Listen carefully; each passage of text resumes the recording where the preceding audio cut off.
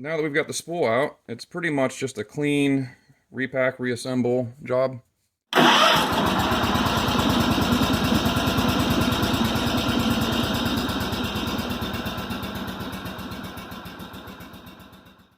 So let's go ahead and clean this up. Dirt and heat are the enemy of hydraulics, so contamination and heat. Let's go ahead and wipe this down. Spray it out. Spray through the work ports.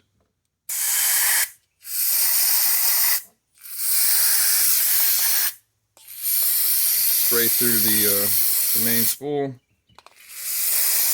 Spray through the pressure in the tank ports, like so. And get a nice clean rag. Make sure you put your hand all the way over the viewing angle of the camera.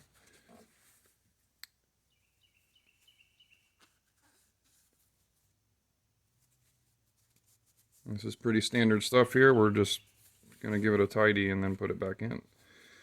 A light tidy, as they would say on Cold War motors. I'm just going to give it a light tidy. I'm going to try to see if I can get a piece of this microfiber cloth all the way through. I'm using microfiber cloth, and I've mentioned this before specifically, because it doesn't leave lint.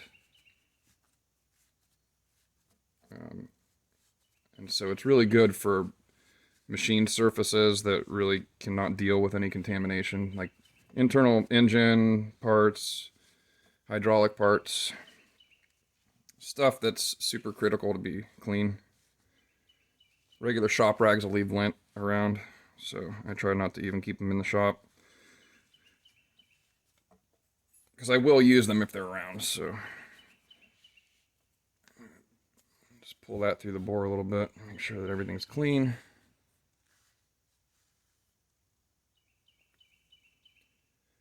And then we're going to blow it out with some compressed air and then set it to the side. Whee!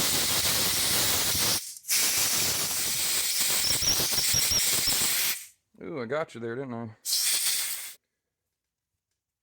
Okay. So you look pretty good here. We'll set it to the side. And we'll work on getting the spool repacked, or re-sealed. I'm going to kind of run my fingernail across this stuff here and see how bad the scoring is. There's some pretty significant stuff right here.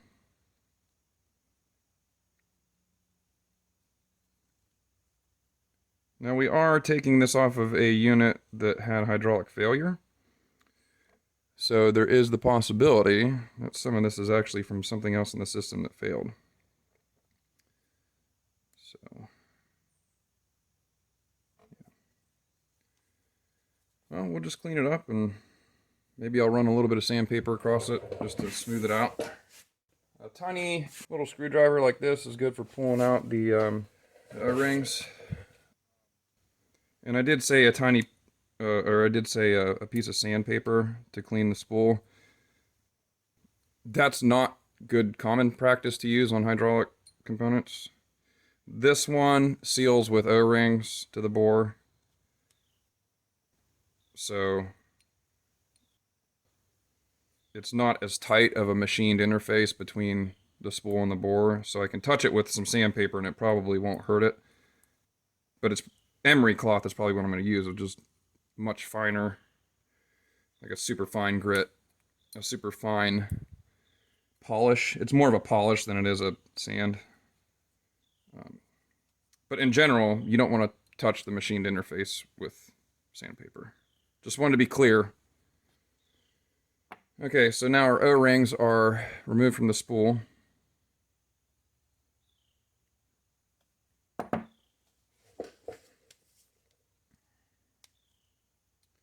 And yeah, this is the one here. I can see it. You probably won't see it on camera, but I can see where the chunk of O-ring was taken out of this one. Again, we're gonna clean it up.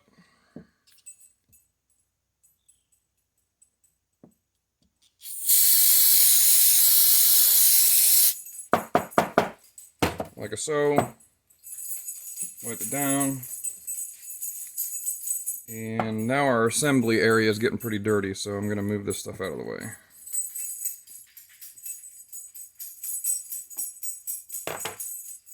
And put down a fresh rag. Now that we're really getting towards the end, we're going to say super clean. So, this is what I'm going to do. This is actually Crocus Cloth, not emery cloth. I'm going to take a piece of this.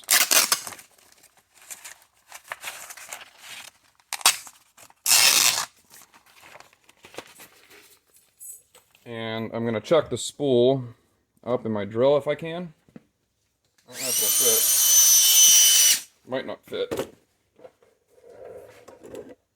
Well, I guess I could chuck this end in the drill.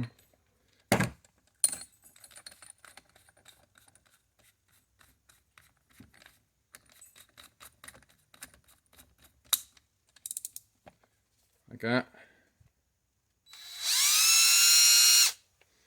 And then take some, probably just some WD-40.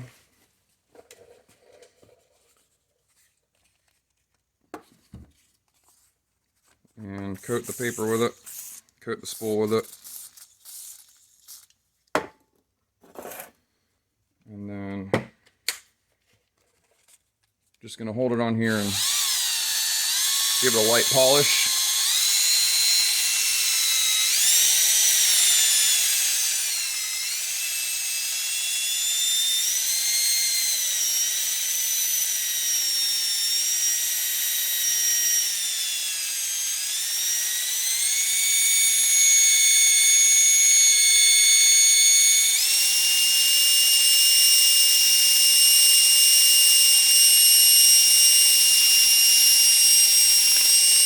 Alright, starting to cut through the paper now.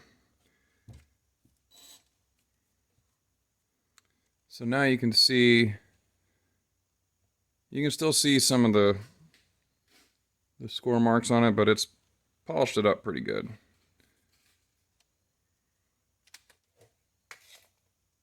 Just to give it the best chance for a long life. Okay. So now we're ready to put some new O-rings on this guy. I've tried two different kinds of O-rings. I've tried metric and I've tried standard on this spool. Today we're going to be using the metric ones.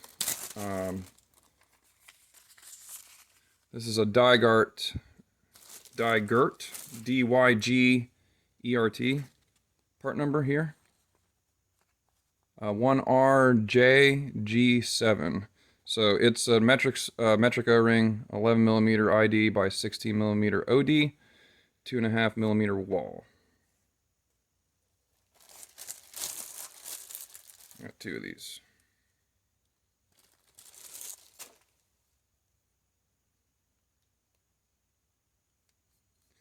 So spool's nice and clean. O-rings are going to go on with some assembly lube. And what I'm probably going to do is roll the O-ring up from the bottom here because there's a chamfer on the end of the spool here. And for the top one, I'll probably roll it over the handle portion of the spool, the top here, because it's kind of rounded. What you don't want to do is move it across these machine surfaces. There's no chamfers in between these steps, so it will chew up an O-ring. So this stuff's a little thick, but I'd rather it be a little thick than too thin. I'll just roll it up around here. There you go.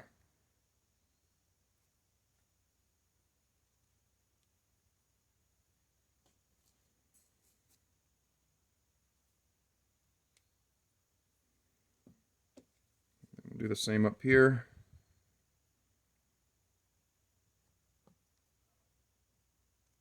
Make sure it's got plenty of lube to get down to where it needs to go.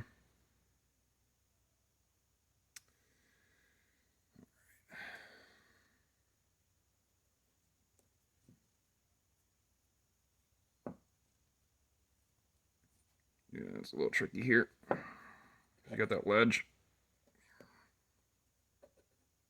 There we go. And careful, I didn't clean this well enough here, but there's some dirt in that ledge right there, so be extra careful to clean that O-ring before it seats.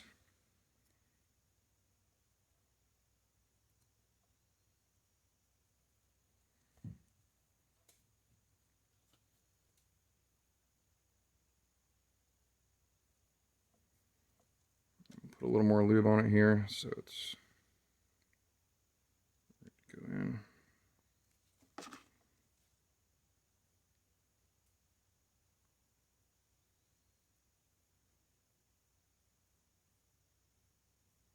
Okay. And now that I've taken this apart,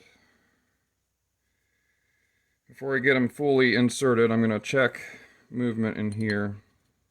Now this bore could probably use a little bit of this stuff too.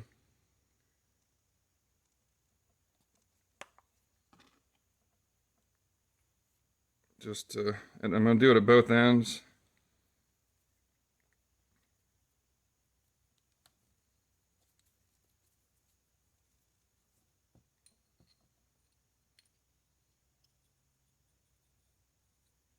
And kind of rotate it slowly as it goes in, see how it feels. That one felt pretty good. Yeah, that one felt pretty good.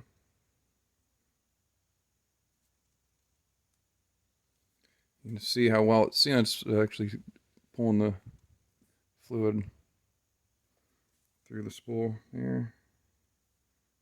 There we go. It feels pretty good. It looks like it wiped the board nice and clean.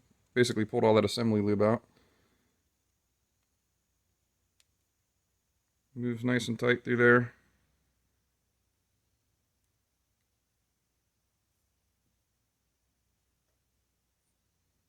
No binding or anything crazy.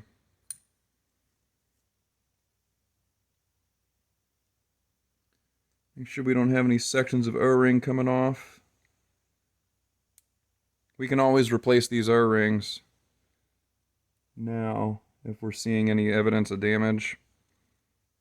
You know, basically we can dry fit, and if it decides it wants to chew up an O-ring, then so be it, right? We'll just replace it. We'll figure out why it chewed it up and then replace it. But it looks like we're okay. I'm looking down through the bore now, and you won't be able to see it on camera very well, but I'm checking down through there to see if it had encountered any problems on the way down. See if I can see any chunks of O-ring, because that chunk of O-ring that came off with it was a little concerning. That was a pretty nasty, big nasty chunk. Yeah, I think the long-term solution for this guy is going to be to get a new valve.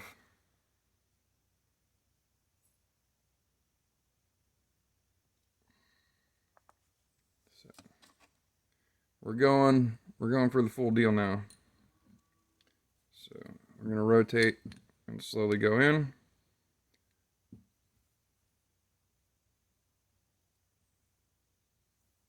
Still feels pretty good. Still feels nice and tight. Alright, here we go. And we got to get past one more port there. I can feel it there. Alright. So, you know you're pretty much seated when the end of the valve here. Clean this out.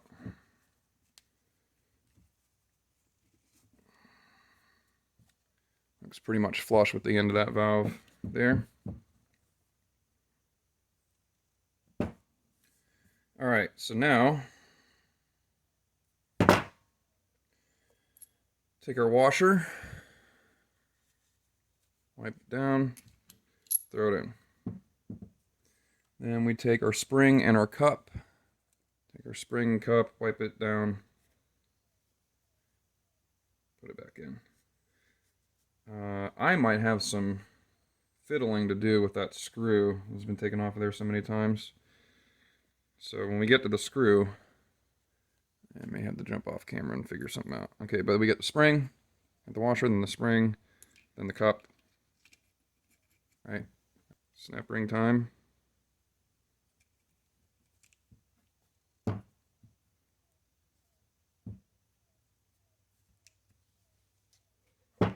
Figured out a way I can show this without blocking the view.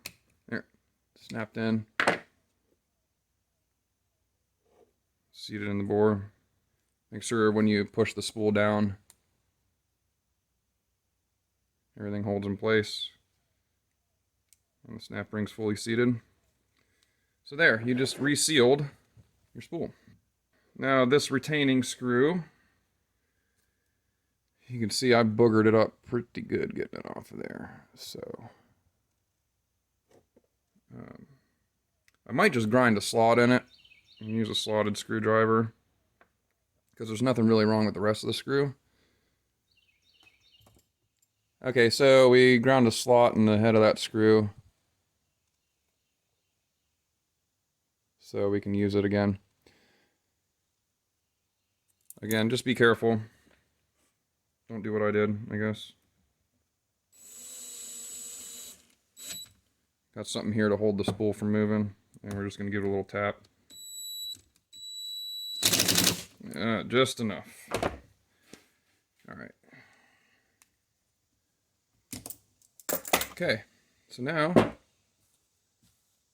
we have a fully intact spool.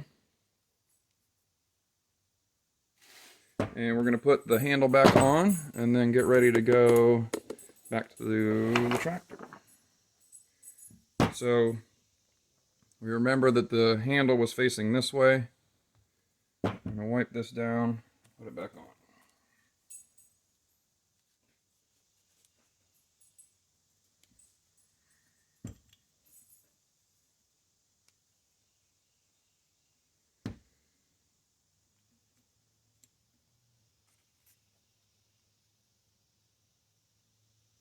This handle's gross too. And just everything in here got gross. Like super gross. I could go through the effort of like thoroughly cleaning all this stuff, but I don't know. I guess over the course of having to do it multiple times, I just kind of learn what shortcuts I should take. Seems like one of the shortcuts I should take. No, not like that. I heard it. I heard you guys yelling at me. Idiot. No, not like that, dude. Oh, no, not like that, dude. What am I doing wrong? Oh, I'm on the wrong face. Aha. It's on the work port face. So that's one of the reasons I was saying this is kind of confusing. If you take the valve completely apart and you like take these brackets off, the valves are made like kind of modular, so they put the holes in almost the same spots everywhere. There's some through bolt holes right here, which is where I made the mistake. These holes here are not the same as these holes here. They're actually different. So that's the way it goes.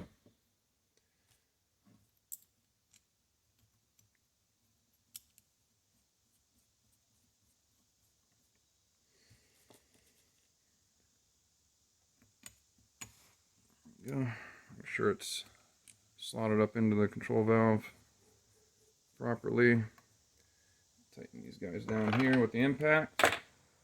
These here, since they're not sealing anything, they're not holding a line, they're not doing anything super touchy, I'm just going to buzz them with the impact. Alright, and we're good. Okay, so there's your rebuilt control valve. Make sure everything moves properly. And make sure these ports are nice and clean, and then we'll go over to the tractor. Okay, we are set up for reinstallation. Got a rebuilt valve. We have our sets of O-rings and backing rings.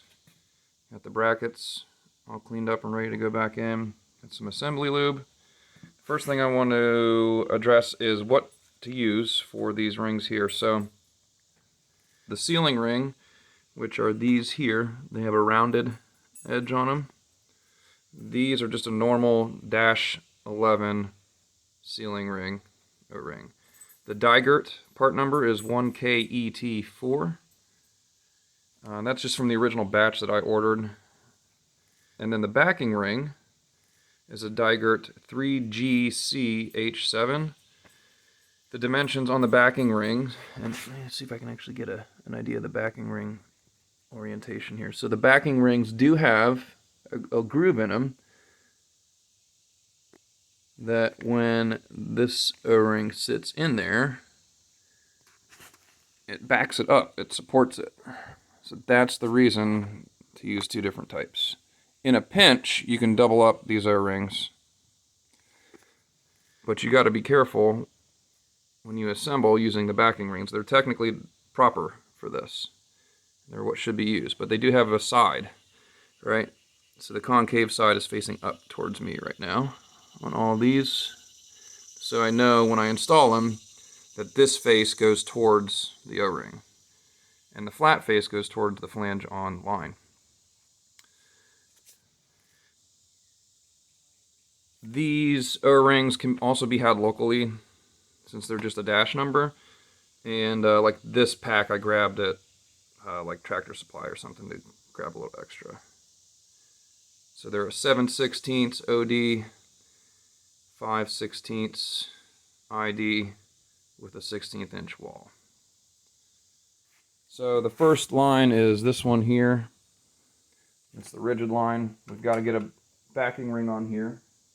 So we're going to take the backing ring, concave side, you can see the shadow of it right there. The concave side faces out, slides over the line, and you got to make sure that these don't fold over. So when you put them on, make sure they don't flip on you as they get installed. So just slowly rotate them, get them on. And then the sealing ring, it's just the regular O-ring, goes there. Got that one, you're not really worried about the orientation, you just want to get it on there. And then what I do is I put a little dab of goo on there. Just a little. Just enough to help with the assembly. Now we're going to take the valve and slide it into the frame. We're going to slide it into the bushing in the frame where the lever goes, and then slide it onto this line here. And then I'm going to just loosely hold it in place to the frame. But I'm not going to tighten it to the frame yet because I want the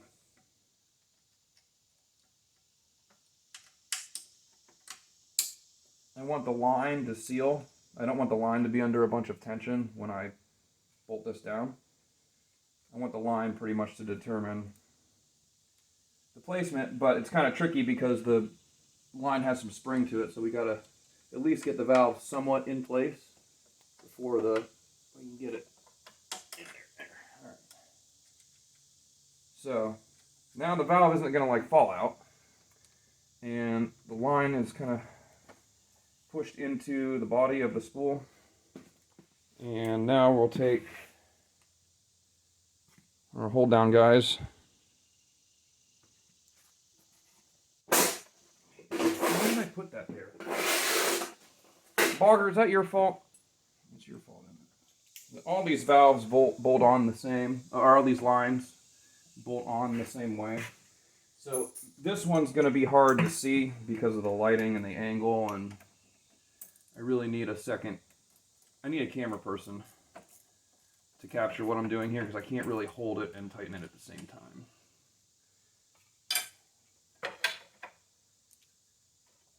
And the light just is like right in the way, so take my word for it. There's a line, it goes up here, we took it apart, you saw where it went. It's the first line to go in, last one to come out. It's the rigid line.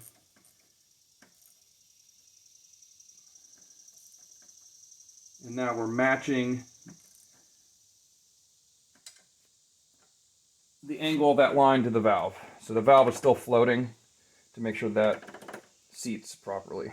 All right, we'll let the valve float in place still, and we'll put in the other 3 circuits. So you slide on the backing ring again, with the concave face towards you, and you wiggle it on there, and put on the sealing ring. I'm going to do both of these work ports here.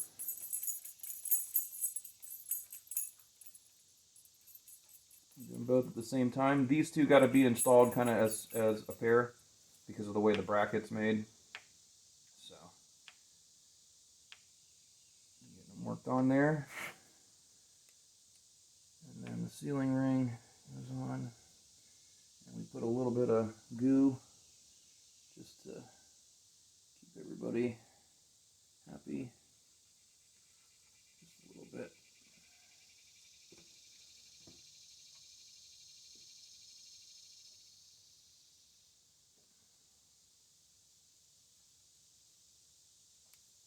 Alright. Then, the way this, I think, came in here before was like this. Yeah, so you got a little bit of spring pressure on these lines here because they're connected to the hose side, and the hose just kind of wants to move around. So I think you can see it on camera there, but there's this H-shaped piece needs to hold down both of these lines at once. So you got to kind of get it all in as an assembly and then work it into place here. You really can't push on these lines to seal them. You can push them to get them started, but the sealing all happens with the pressure of that clamp. So it's kind of tricky. And I'm just going to get this roughly in there. And then probably grab a smaller socket to tighten that down. I got lucky taking it off, but yeah, here we go. Smaller socket there. And I'll tighten that down. How tight? They're 1/4-20 threads, I think, or something similar, so you don't want to go crazy with it. Which makes me wonder, why would they use a metric O-ring and then the rest of the spool be in standard? So I'm not 100% positive that's the right O-ring, but they do work. And I've tried the standard equivalent. Alright, now we've got, what are we doing here? Oh yeah, this guy that hooks around the top of the valve, like so. This one's kind of a tricky one.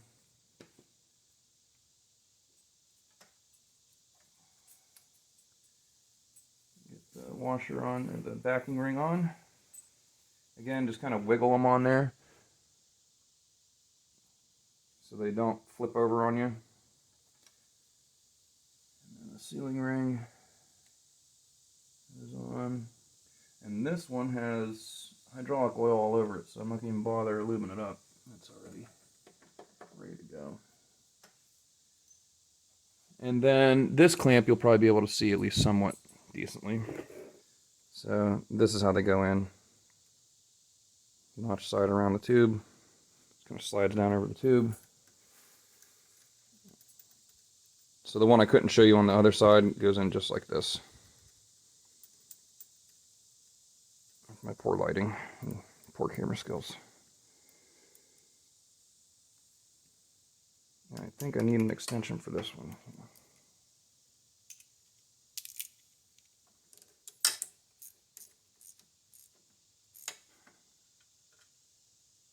Okay, everybody's tight. I'm gonna double check. Again, they're not, you know, not trying to wrench them down so that they never come back out or they snap. Just enough to snug them up. Now the valve can be secured to the frame. I like to do the seating of all the lines first. I don't know if it's critical, but it's kind of like, I guess it's my common practice.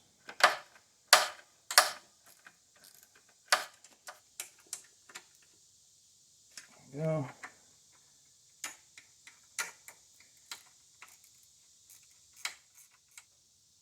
Okay. So now, I'm ready for the handle. Check your handle, make sure it's not cracked right here. This one, I had a problem with it not tightening up because it was cracked. So I actually had to weld this one back together.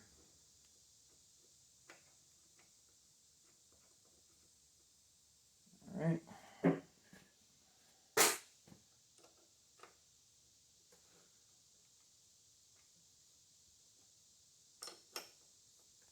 And make sure you're not pulling down tight on that valve, like support this with your hand. You're tightening this, you're not forcing the valve.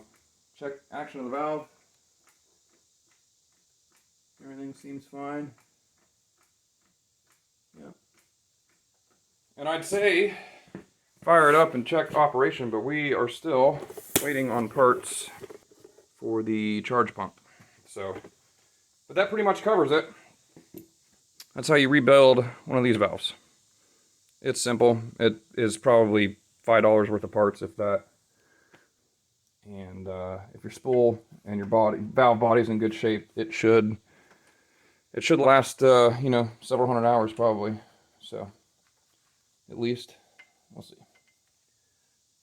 Okay, that's it. We'll come back and test it once we have the charge pump in.